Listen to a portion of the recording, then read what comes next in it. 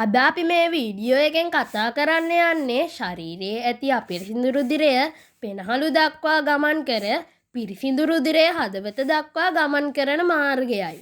උත්තර මහා ශිරාව හා අදර මහා ශිරාව හරහා අපිරිසිදු රුධිරය දකුණු කර්ණිකාවට පැමිණෙනවා. එම අපිරිසිදු රුධිරය ශ්‍රීතුණ්ඩ කපාට හරහා දකුණු කෝෂිකාවට එනවා.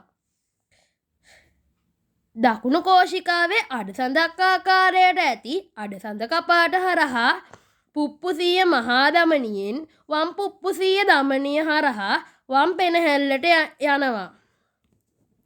දකුණු පුප්පුසීය ධමනිය හරහා දකුණු පෙනහල්ලටද ගොස් අපිරිසිදු රුධිරය පිරිසිදු කරනවා.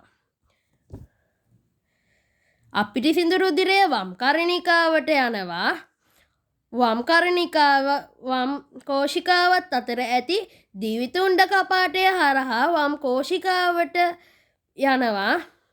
වම් කෝෂිකාවේ ඇති අඩසඳ කපාට හරහා සංස්ථානික මහා ධමනියට ගොස් පිරිසිදු රුධිරය ශරීරයට බෙදා හරිනවා.